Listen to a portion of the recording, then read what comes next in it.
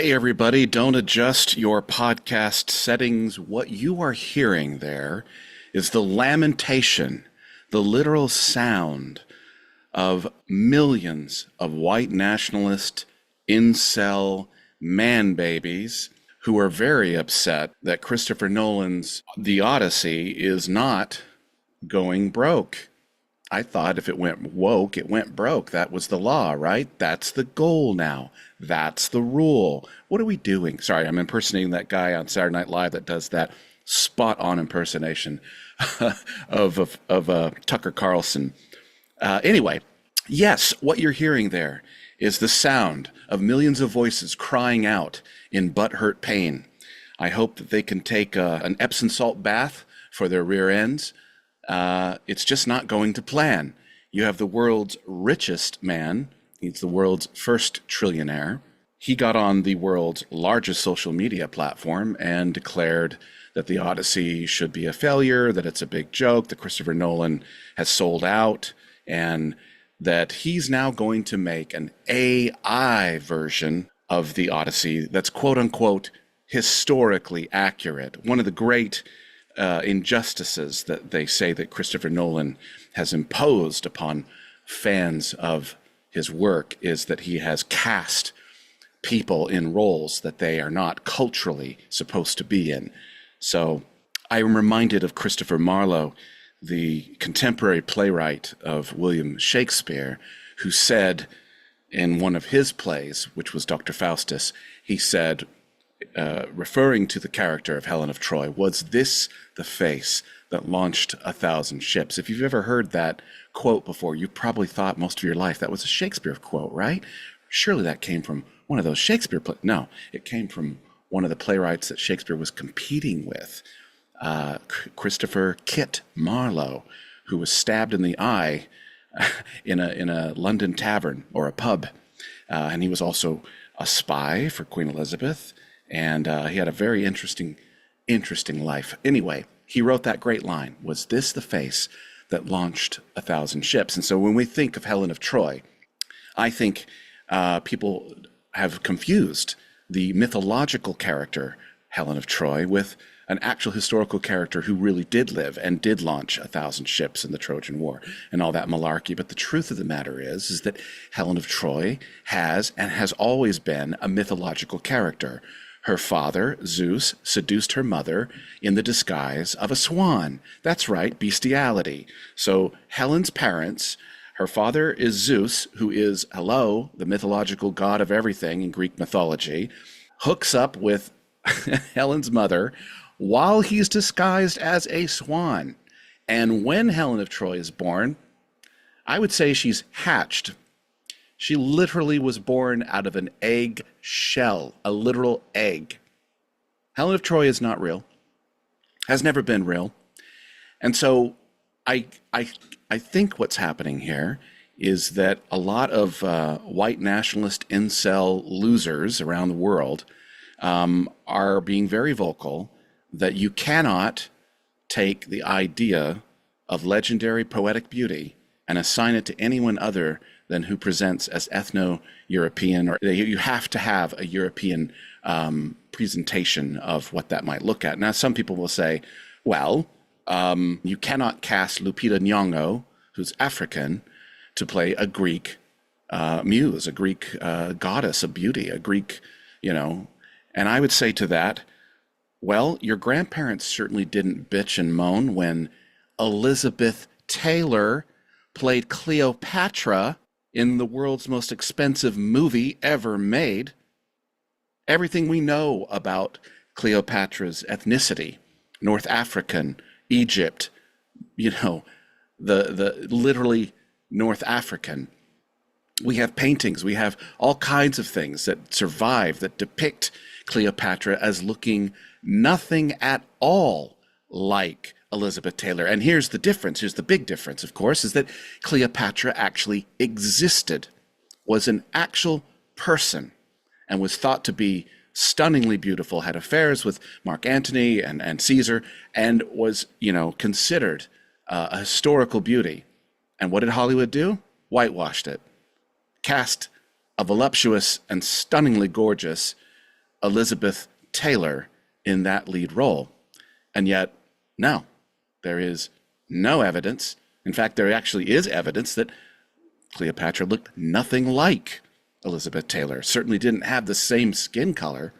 So I find all of this hoopla about right-wing people, and I'm not saying that everyone who's upset about the casting of Christopher Nolan's The Odyssey is a white nationalist, is an insult, but I'll tell you what you are. You are carrying the water for a lot of white nationalists, racist ideologies, who do not believe that black skin has ever been beautiful, and nor can it ever be beautiful.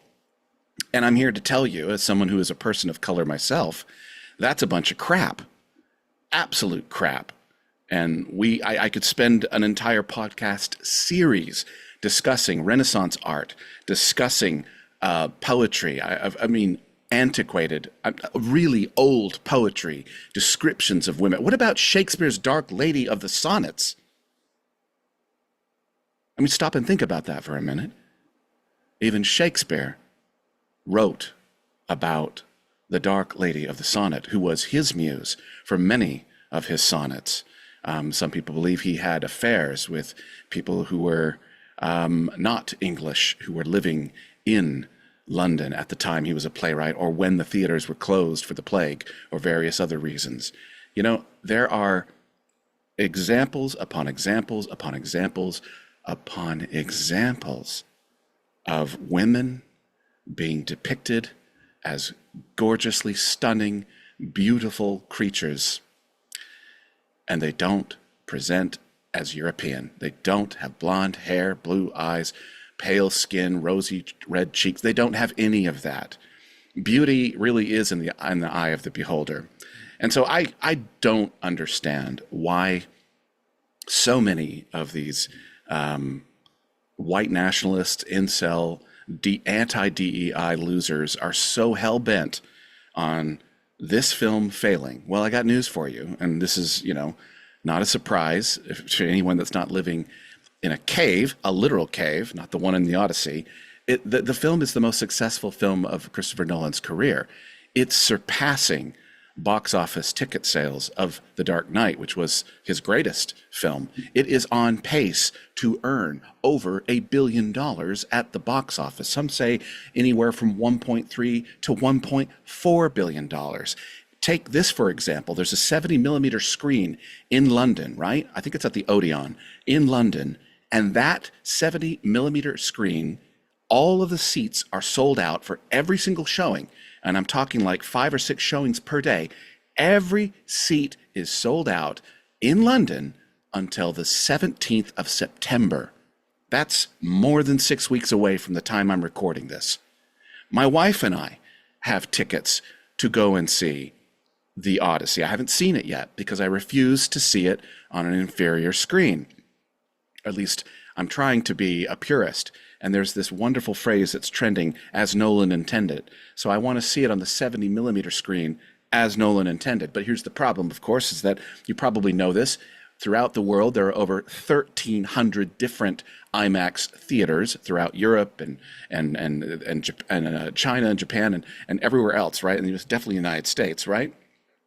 Well, of these 1,300, these are the stats. Google them. Of these 1,300 IMAX screens around the world, only 41 of those IMAX screens are formulated and formatted to actually run 70 millimeter IMAX projection on those screens. Of those 41, 25 of those 41 are in the United States. You're screwed if you live in Idaho, Utah, Montana, Wyoming, Washington State, North and South Dakota. You're screwed. I don't think Utah has one. Utah might have one. You're in trouble. You have no chance to see it in 70 millimeter unless you're going to go across state lines. But here in California, there's 3 or 4 in LA, a couple in San Francisco, 1 in Sacramento, and 1 on the way to Sacramento from where I live in a town called Dublin, which is kind of a drive-through town. You kind of get off the freeway and hit the In-N-Out burger and grab something to eat, and then you're on your way to the beach in San Francisco or the Golden Gate or whatever it might be. So 2 weeks ago, I found a 10:50 in the morning screening.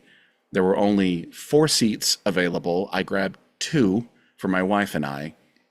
There is no chance that I could grab a screen.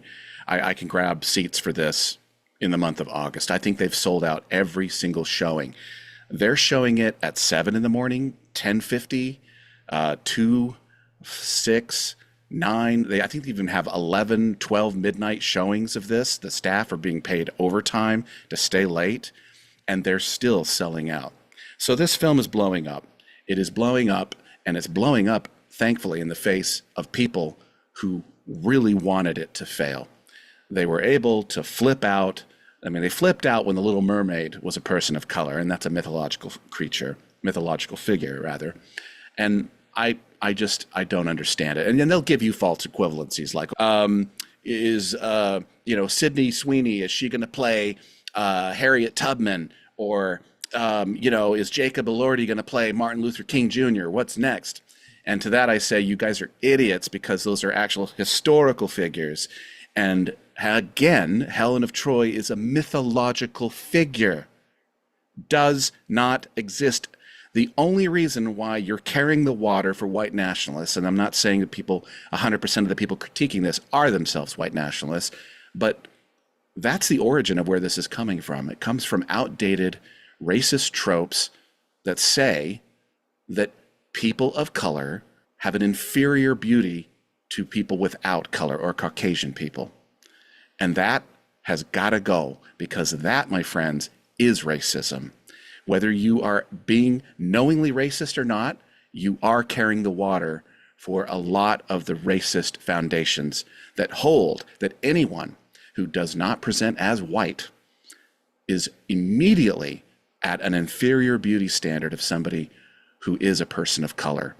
That's bullshit, and you've got to stop it. I want you to stop it. And again, defend the casting of Elizabeth Taylor as Cleopatra. Go on, defend it. From a historical background, defend it. I challenge you. You're not going to be able to do it. But if you think you can do it, come at me, bro. Defend it. Anyway, I don't like to rage bait in my podcasts.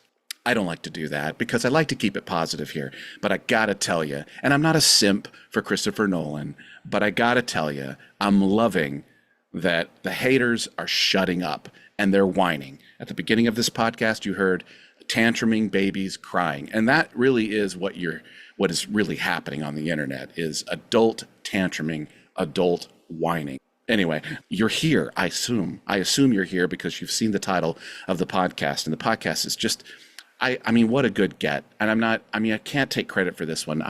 I'm friends with someone that is wonderfully professional and is so supportive of this podcast and has introduced me to some seriously talented people and their work. And I became aware of a 2001 film called Gypsy 83, and it's written and directed by Todd Stephens.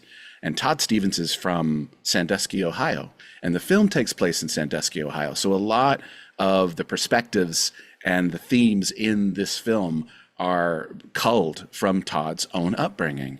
The film stars two major standout leads, Sara Rue, who plays Gypsy, and she does such a fantastic job. And even though I had never seen him in anything prior, I would consider him a newcomer, but he had done a few things before, as you'll hear in the podcast. I discovered that in real time with him, is Birkett Turton, who does a fantastic job playing a goth teenager at some crossroads in his life named Clive. And the friendship between Gypsy and Clive, which you'll hear me talk about, is one of the most soul-warming things I've seen in a film.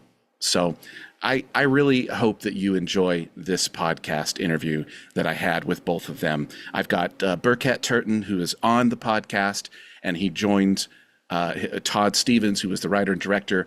Again, this film is receiving a 4K big Blu-ray release for its 25th anniversary.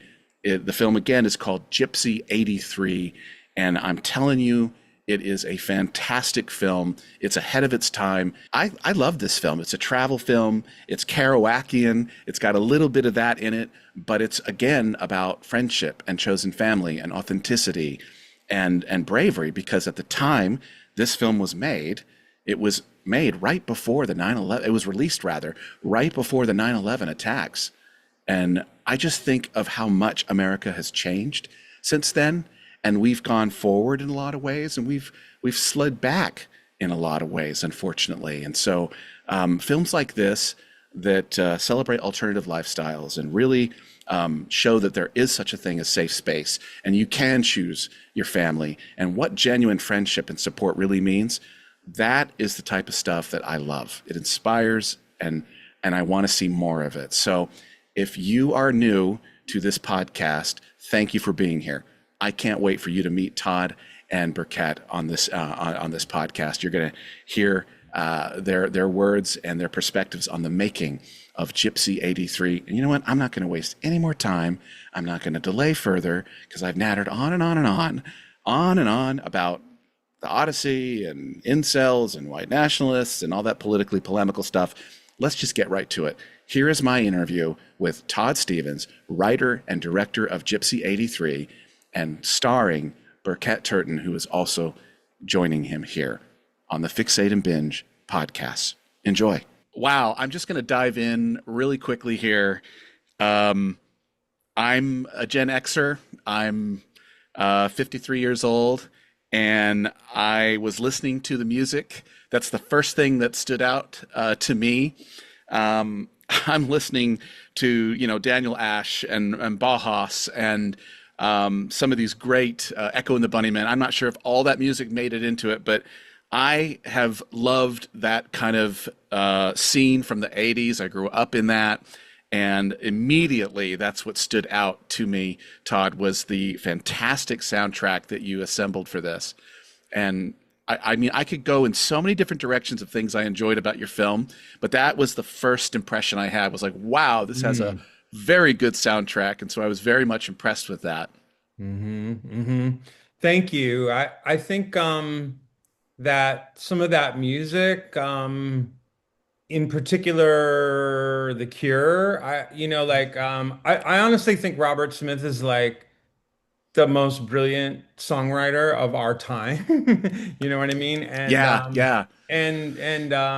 That sense of like happy, sad, combination. Yeah. Like that's what I aspire to, like I think that's like when I'm doing my best work, like it's in that in that vibe. And I really wanted to get that, happy, sad vibe with Gypsy 83. So that music really was really perfect. And back the original cut, he was gracious enough to grant us the rights to two songs. Like, and Wow. then we went back and asked for another song, a track called All Cats Are Gray, which is like one of my favorite songs from them. And yeah, and on the new cut, I was able to get the rights to a lot of songs that I couldn't get the rights to back 25 years ago. So that was one of the big there's one big exception to that. But we don't need to go there right now. It's okay. Yeah, but we can go there. Yeah. Yeah. I But anyway, remember. we got a lot of great songs that I had actually written into the script when I first wrote it. Oh, wow. Well, I mean, when I was in junior high, I had a little Walkman on, and I was listening to the 17 Seconds album. My favorite track, "A Forest," comes on, of course, with Robert Smith and The Cure, one of their earliest hits. And I was walking through a cemetery, and so when I see Gypsy and Clive hanging out in a cemetery, I'm like, okay, I know what that's like. It's just, it took me back. Yeah. So Yeah. I really I really appreciated this kind of bucolic small town setting in which, and I definitely want to talk to you, Birkett, about this, where Gypsy and Clive are out of place and out of time, and their dreams seem to be unfulfilled within their current setting. And Mhm. is that something that you could relate to, Burkett, and also from you, Todd? Is that something that you grew up with? Yeah, I mean, it kind of fuels me in my career. I just, if nothing else, maybe I can live vicariously through scripts or something. I mean, it's like it definitely, it makes me want to be an actor, that kind of feeling for sure. Well Yeah. done. Awesome. How about you, Todd? Was that something? I mean, are you from a small town that's kind of traditional and old school and not very Yeah, I progressive? mean, Or I'm from the town that we set the movie in, which is Sandusky, Ohio, and oh, that's where I've set like three of my movies. Like it's one of those love-hate things. I love it there, and I fucking hate it. You know what I mean? So yeah, right. it's like get me out of here. Yeah. Um, but so like Clive and Gypsy, I wanted to. Look me in the eye and tell me you're happy in Ohio. You know what I I was mean? just No, thinking that. no, no, get me out of here. Yeah. So I just wanted out. And I did get out as soon as I could when Yeah. I was Ket's age, actually. I'm sorry, Clive's age. Lovely. When I was 18, I left and never went back. And so that's me talking, a lot of it. You know what I mean? And but that said, I gotta say my hometown has gotten a lot better over the years. Unlike the rest of Ohio, or a lot of Ohio is really, we don't need to get into politics, but things have gone Sure. to a dark place. But my hometown has gotten a lot more awakened over the years. So that's really good thing. Burkett, where did you grow? Remind me where you were born. I Like was born where where I did was you grow up? Where did you grew grow up. up? Me. I grew up in North Vancouver, Canada. I was born in Portland, Oregon, but I didn't get to see very much of it before we left. Yeah. Um, so I didn't But really. North Vancouver is like a city. It's a I've never been suburb. a It's a suburb. suburb. Okay. Yeah, Okay. maybe not quite a small town, but Yeah. No. I mean, I grew up in a suburb of, I lived in a small town in Montana, and then I grew up in a suburb of Houston. And even in the suburb setting, it was and I don't want to get this political either, but there was definitely traditional values and cultural values and Yeah. certain social mores and things that you just didn't, taboos and things like this that you didn't break, and or else you were ostracized. And so I I mean, I'm not trying to make this about me, but I really related to the film because the film was about authenticity, about being yourself and being unapologetic about it, not apologizing for daring to be different. And I was into skateboarding and punk rock and goth music, and I had bangs past my chin, and the rest of my hair was all cut short, and Nice. I was all about just counterculture and listening to Dirty Rotten Imbeciles and The Cure and Sex Pistols and Dead Kennedys and everything. And so railing against kind of the status quo in town, I really connected with this immediately in Gypsy '83. And you guys have done something, Todd. I mean, it's been 25 years since this was released. This feels like a time capsule, a moment in time that's important not to forget because it's so, in some ways, it's surprising how far we've come, and in other ways, it's surprising how far we haven't come.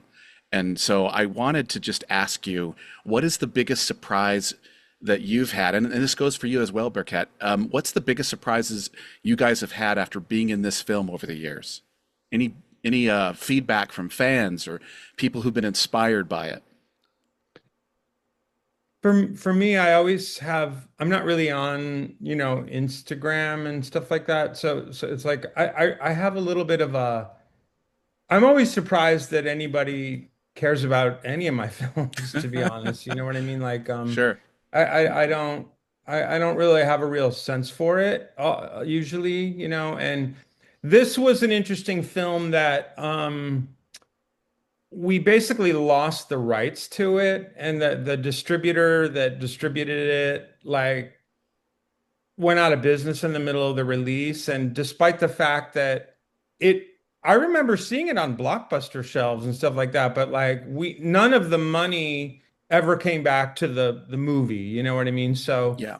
So I never had a sense, but yet now, that it's being re-released, people are saying, oh my God, I saw that movie years ago, or when I was a kid or whatever. And so I guess that's one way that your movies are connecting is like if money comes back, you know what I'm saying? And that never Sure. happened with this film. So I never, yeah, th this is like my kind of of the five films I've made, it's my troubled child, like Oh, in that sense. And but it's also my favorite of my films. It Yeah. really, really is, It really is, yeah.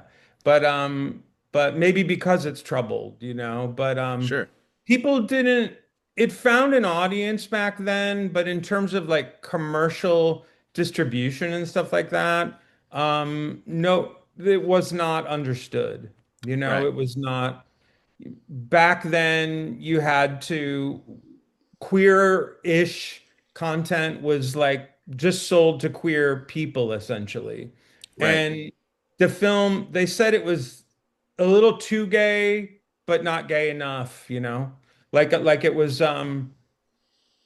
like this poster behind me, Edge of Sh 17. It's like Sure. two guys. Oh, it's gay, like whatever. And that's how queer stuff was sold back then. But straight woman, strong female ally and her bestie, queer goth bestie was not, nobody knew how to market that. They said one distributor said nobody wants to see a fag hag movie. I'm not gonna lie, So Wow. yeah. So Huh.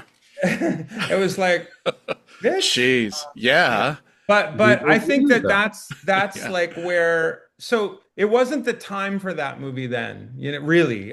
Although yes, it was in the sense that people did see it, but Yeah. I think it's a different time now where, we when I made Gypsy 83, I had just made Edge of 17 and I wanted to make a film that like crossed over.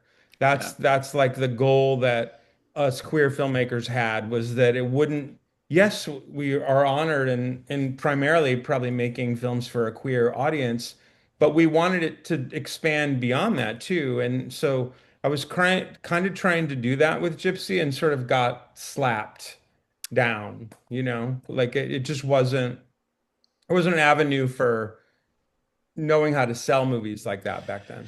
Would it be safe Mm. to say that the film was ahead of its time? Because I certainly feel that it was. And Yes, it was sometimes, way ahead of its time. yeah. I mean, it was it's way ahead of its So, time. because sometimes, Say it. You say it. It's okay. yeah, I mean, because I think even commercially, because how do you find an audience for that? Because what I was seeing was unique. I was seeing a platonic friendship between two very interesting and engaging characters. And Burkett, I have to talk to you in just a moment about the on-screen chemistry you had with Sara Rue, which is the gold dust of this film. As wonderful as I love the film, I think it succeeds or fails on the friendship between Clive and Gypsy. That chemistry to me is the glue.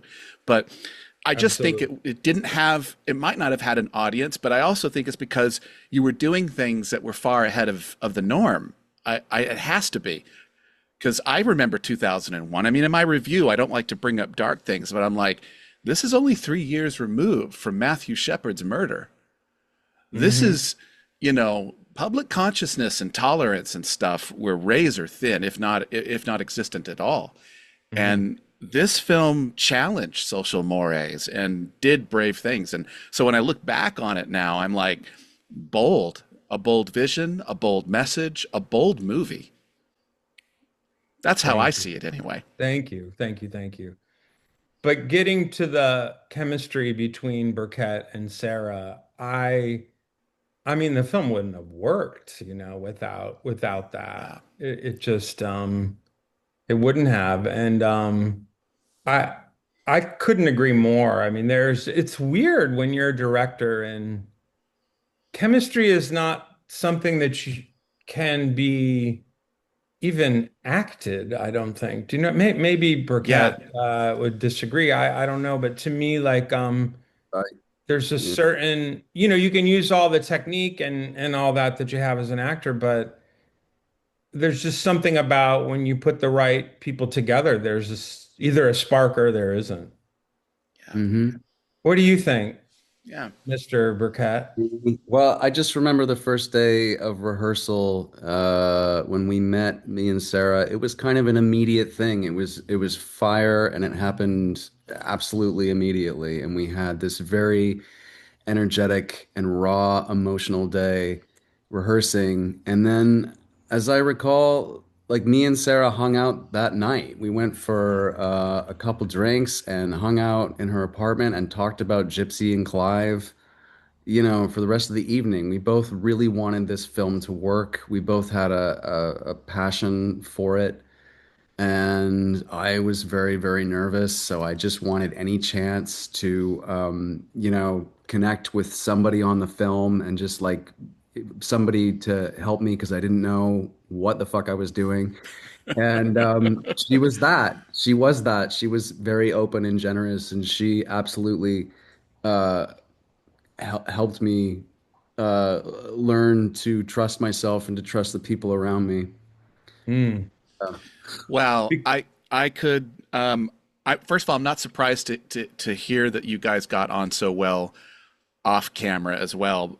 And I think that informed the performance. I think that connection off camera translated very well on screen. I'd love to ask you, Todd, um, what I mean, how did you land on Sarah and Burkett? Were they always at the top of your list, or did one of them come in to read with the other, and you're like, oh my gosh, electricity, sparks, fireworks. We have our Clive, or we have our Gypsy. Was there anything like that? All right, let's get real here. Well, Sarah, there was, Ryan Murphy made this show called Popular. It was his very first TV show. And I had seen an episode of it or something, and I saw Sarah on it, and I was like, that's Gypsy. Oh my God. You know what I mean?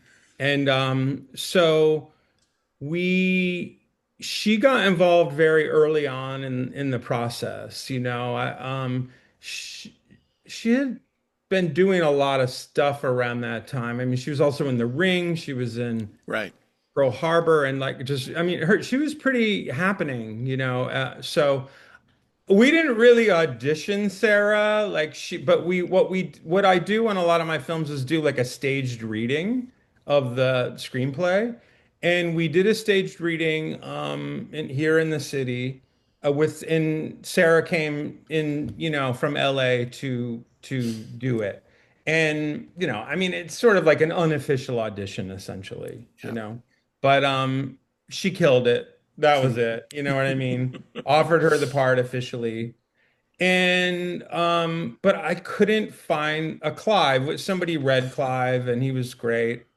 Actually, the guy who read Clive in the New York reading wound up being one of the bitchy goth guys that like At the terrorize at the club? at the club. Yeah, yeah, yeah, yeah, yeah. Yeah. Right. So, Those pricks. those pricks. I Yeah. mean, yeah. I love them. They're so horrible. Yeah. But and one of them is Anderson Gabrick, who was the co-star of Edge of 17, who's like unrecognizable in like goth, Yeah. regalia. But then we did another reading of the script in LA, also with Sarah, and that's where I met Karen Black. And she my friend Anne Crabtree, who had done the costumes on Edge, was friends with her. And she hooked us up, and Karen did that reading, and the rest was history there. Wow.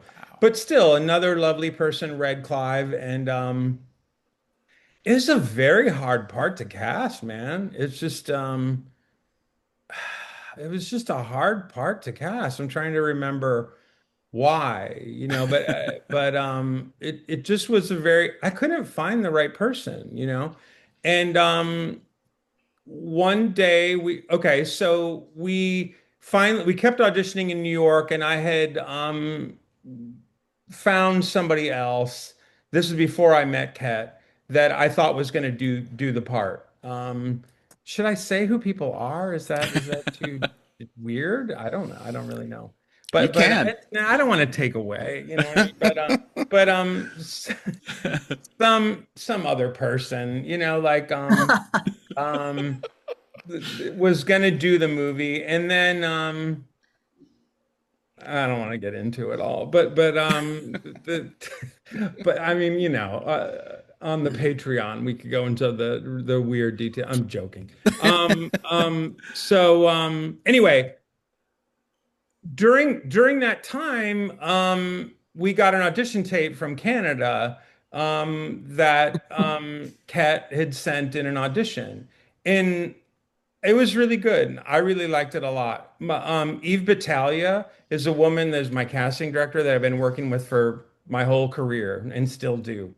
And she was like, "You got to see this kid, from Canada, and I saw it and I was like, "Yeah, I like him. I like him. He's relevant." But we had somebody else slotted in to do it, and then that didn't happen for various reasons. Okay. So it wasn't long before we shot the film that we had nobody to play Clive. So basically, Kat was just somebody to fill the hole. You know what I mean? Yeah. I'm joking. I'm Okay. joking. I'm joking. No, no, no. So Eve was like, "What about Burkett?" And I was like, "Okay, let me see the tape again." And Mhm. and we were like, "How about it? What if would he come to New York to audition?" You know? And I think I owe Kat a lot because I think Kat came, the 18-year-old kid, Yeah.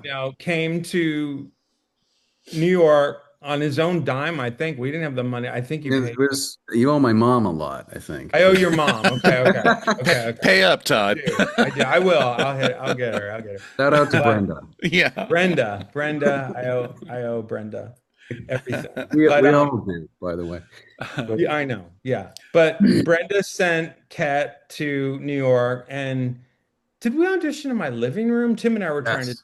Okay. Yeah, I think we And did. so this is something you would never do nowadays. You Right. know what I mean? It's like, oh, hey, you want to come and audition in my living room?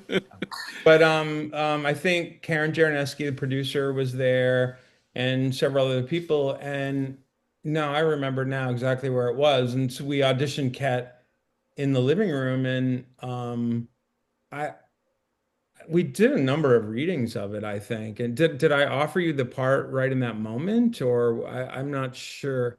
I don't remember I that think you exactly. called me later. Yeah. Called you later. Yeah. So, It wasn't that day. You obviously had some doubts that you had to work through. well, we just had to process it. You know what I Just mean? yeah.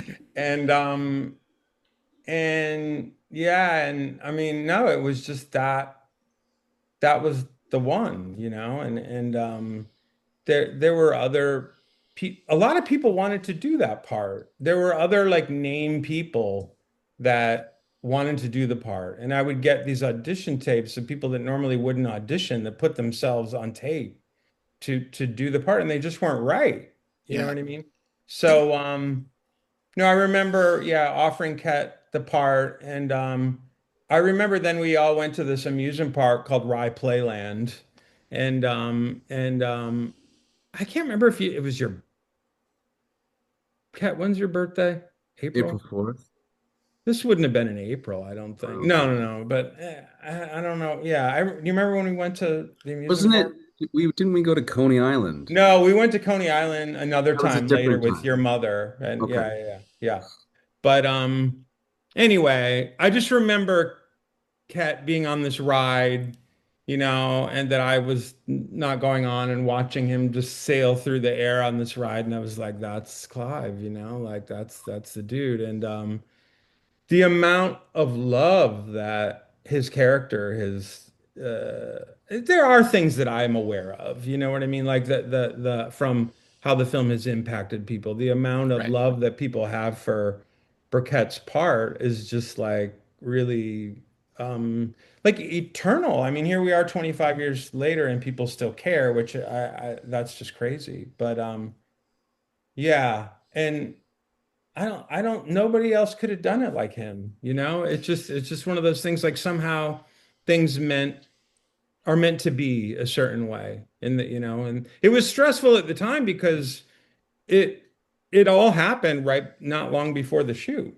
Yeah. So we were kind of walked the tightrope, but it all just worked out the way it needed to be. Does any of that wrong, Kat? I don't. No. Okay. Yeah, no, Okay. I'd forgotten that it was so close to the actual shooting. Yeah, that's Yeah. true. Yeah. Well, I have to echo what you say there, Todd, because, and I can't imagine anyone else doing this part. It's like my brain cannot cognitively wrap itself around the idea of someone else in that part. And sometimes that happens with iconic roles and fantastic performances. And I'd say the same thing about Sara Rue. I'd say the same thing about Sarah. Absolutely. I can't see anyone else doing her part. I can't. And I Yeah. know there's some talented people, but it all comes down to those two characters and the chemistry. Yeah. And that friendship between your two characters is the most enduring part of this film because and I mean I get it. I somewhat understand what it's like to you have chosen family. I mean, there's family, and then Mhm. there's chosen family, and I'm really big on finding any port in the storm, finding any family when you're going through transitional periods in your life about identity or sexuality, and these were all questions that were posed in this film, and I just think most people navigate that alone and they Mhm. navigate it in a country that's intolerant to what they're experiencing largely. And it's come a long way since then, but this film, Gypsy 83, was just a very brave film, which I got nothing but praise here, Todd. Hey, we'll take it. Now, as I was doing some research for this podcast, I'm going to brag a bit about both of you. I was like, wait a minute, Earth Abides. Oh yeah. Burkett was in that? I like that short series. That was really good. Oh, thank you. And then a couple months ago, I watched Osgood Perkins' Keeper. And I'm like, Wow. wait a minute. He was in that too. So, and then you've worked with Udo Kier, the late Udo Kier, and of course, Jennifer Coolidge, Todd. And I don't know. I thought, what has, what's it been like working with some of those people? And has your careers changed because of Gypsy 83? I know I've jumped ahead into some stuff you're doing Um, recently, but yeah, one thing I want to say about Udo is that I remember telling Udo that there was this amazing actor that I work with that I felt like looked like him when he was young. And I always wanted Ket to play young Udo. I mean, look, his eyes, they yeah, have like the same eyes as crazy if you think about it.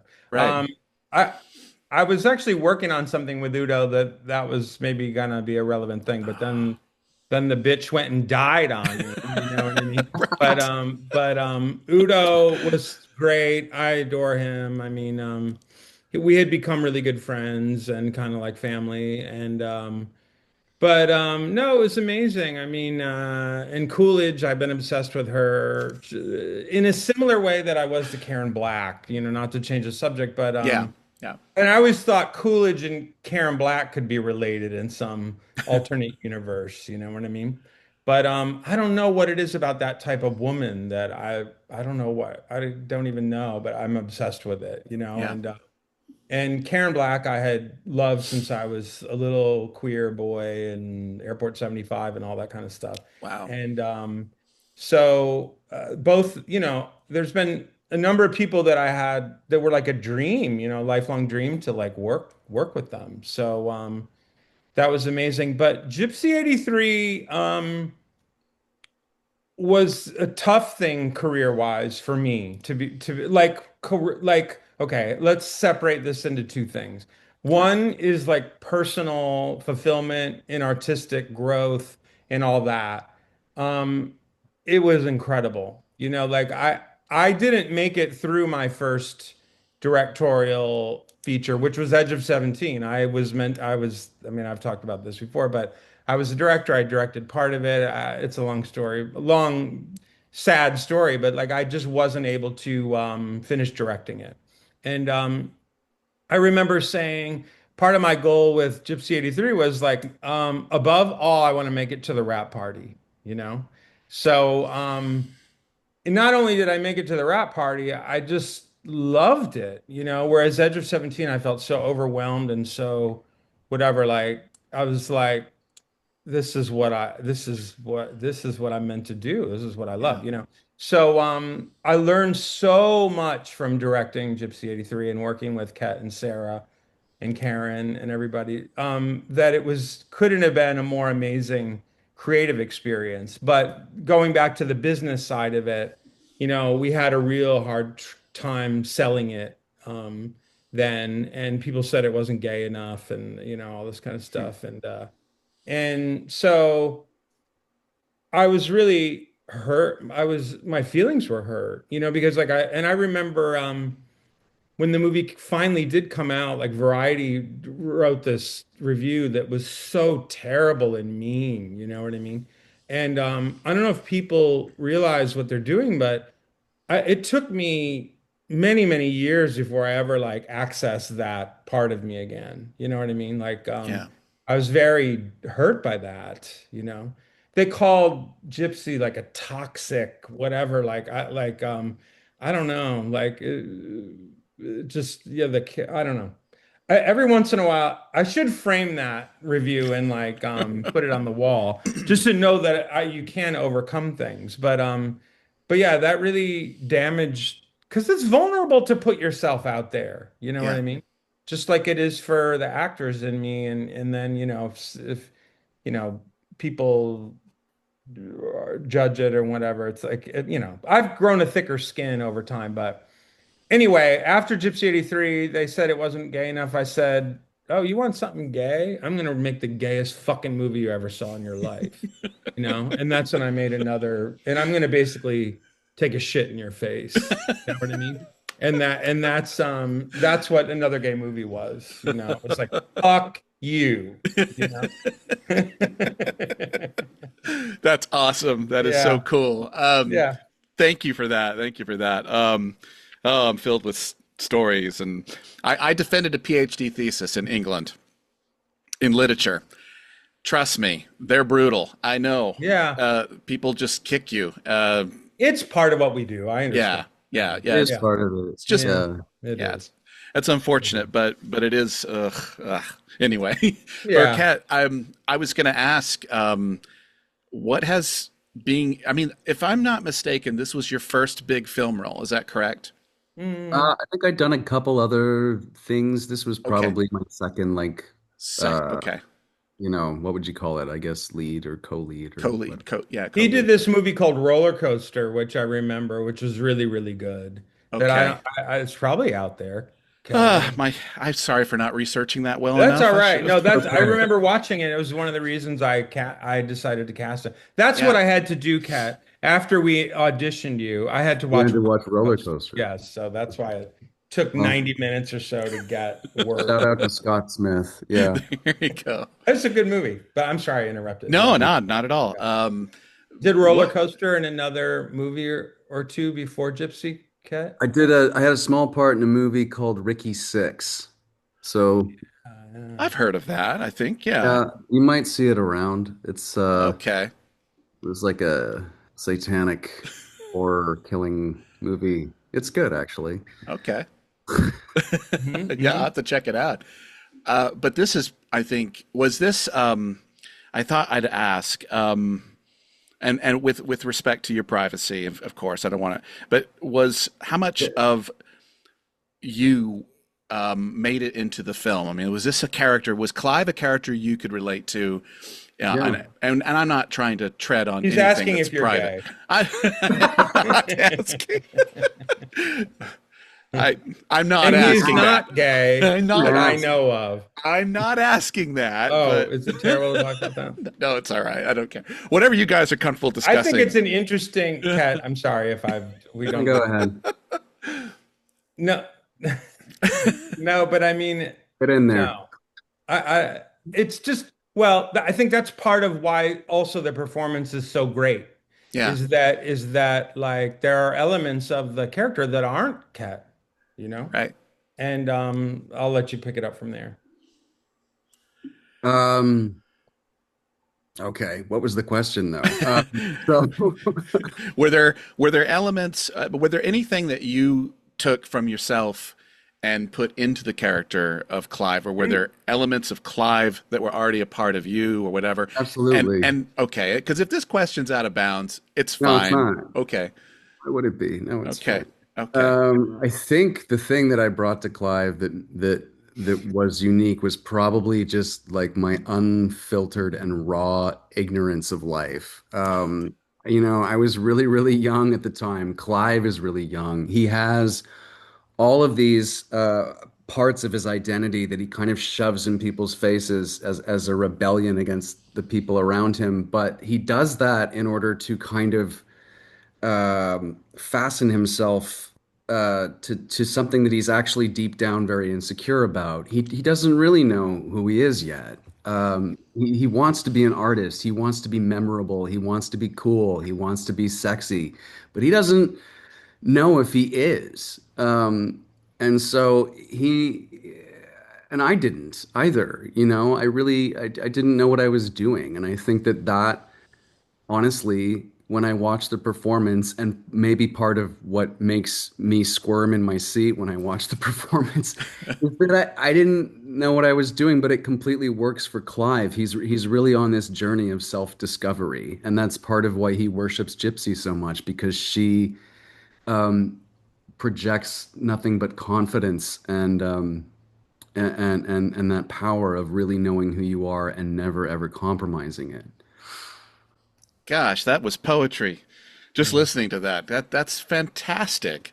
And you're absolutely right. It's something I missed in my review is that, But I didn't put that on. Like that wasn't a choice that I made. I wasn't smart yeah. enough to make that choice at the time. It was just something that I was lucky enough to have, and I guess Todd was able to see it. Wow. Wow. Uh, Okay. I gotta ask, were you watching some Love and Rockets music videos or no, Sarah and I went out to every goth nightclub and bar that we could manage to squeeze into our schedule, and somehow they got me in. And we just did it, man. We watched people dance and we danced, and that's how I learned to goth dance on a picnic table. It wasn't something I was born with. you're saying you were not goth when you came to the film? I've always Wow. been a little bit goth, but like, how do Okay. I've never not much of a dancer, to be honest with you. Most people aren't, and those that say they are have had a little too much to drink anyway. That's the way. That's kind of the way I look at it. Oh, that's brilliant, That was guys. another moment I Oh, just want to say, yeah, please. looking up at him on the picnic table. I think we shot that on the second or third day of the shoot. And it was the most beautiful day. Like you can see in the movie the You're clouds, bright, the sunlight. weather, Yeah. everything was just perfect. And it's just moments you're like, how am I even doing this? How is this happening? But okay, roll camera, action, whatever, press playback. Robert Smith's coming out of a boombox. Yeah. That's There's this right. incredible actor, beautiful actor, Yeah. you know, who just learned to goth dance, but you would never know it. I mean, Total like mess. Total. what? I'm a beautiful mess, I think. Beautiful mess, honey, up on the picnic, up on the picnic table. Like that was beauty, you know what I mean? Like and that's one of my favorite scenes in the movie. And that I pass that rest stop all the time when we're Really? driving. Yeah, yeah. Because Wow. like it's on the way between New York City and Ohio. And so Sure. when my husband Tim and I are driving home, which we're going to do next week, Okay. we were able to shut that rest stop down for a couple of days. We own Wow. the whole Yeah. rest stop. And the picnic table is still there and everything looks Oh, wow. exactly the same. So it's just one of those cool things. That I don't know, it was just very special. It was very special to me that day and directing that movie and that scene. So, yeah, I always stop by and you know visit the picnic table, Pay your respects, as it pay my were. respects. Exactly. Yeah. Yes, Oh yes, my gosh. yes. Well, listen, guys, I would love to continue talking with you, but I know your schedules are busy today. Todd, I am so glad that you made this movie. It took me back to an era that I had, a phase of my life that I had forgotten, the music, all of that. I loved the authenticity of the characters of your film. I loved the performance of Birkett and Sara. They were just so endearing and just genuine. I loved it from beginning to end. And Birkett, I am going to continue to pay better attention to your career, and I'll be one of those people that'll be watching TV and they'll be like, "There he is, there he is, there he is. Let's look up IMDb." There he is. There he goes. Oh, they killed him. Oh, he's dead. That's right. Yeah. So, I mean, congratulations on your career, Birkett, and congratulations on your career as well, Todd. And thank you both for your contributions and for being guests on the Fixate and Binge podcast. Absolutely. Thank you for having us. Much. Thank you. Take care, guys. Yeah. Okay, and that was my interview with Todd and Birkett. I noticed that Todd called him Ket. I was afraid to ask if I could call him Ket as well. What do you go by? Do you go by Birkett or do you go by Ket? But anyway, that is them. And I got to tell you, like I said in the podcast with them when I was interviewing them, I'm like, I know Todd's. I mean, I know Birkett's work. I've seen Earth Abides. I've seen, some of these other great shows like Osgood Perkins' Keeper, which is chilling and horrifying. I've seen these things. In other words, I've experienced Birkett's work, and it's been nice to see that he has remained working and his development as an actor, which I didn't really get to talk about in the podcast with him because I didn't want him to maybe feel embarrassed that I was going to praise him too much. I was already praising the film enough as is and his performance, but what a growth, what an example of growth and becoming a much more versatile actor. I'm not saying that he wasn't versatile then, but it's been great to see his growth and to see the roles he's picked, and they're so diverse and eclectic, and I like to see that across a 25-year span in someone's career in Hollywood. And the same thing goes for Todd, who's continued to write and continued to direct and has created more and more memorable work out there, which I hope if you're a Todd Stephens fan, you can partake of more as well. Anyway, that's enough out of me. I just wanted to tell you, I have a Letterboxd account. Please come and check me out. If you have a Letterboxd account, follow me. I'll follow you right back. That's the way this works. I like to write long form reviews. I went and watched with a very good friend of mine, the Alan Ritchson film, Motor City, which is almost a silent film. And I got to tell you, it may not be everyone's cup of tea, but I really enjoyed it.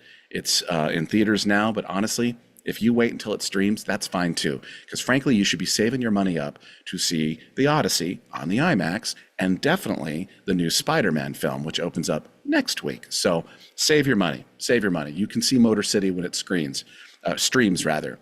But it's very, very good. Very different. A very different kind of action film. Anyway, enough out of me. Have a great week. I'll see you next week on the Fixate and Binge podcast. Stay positive.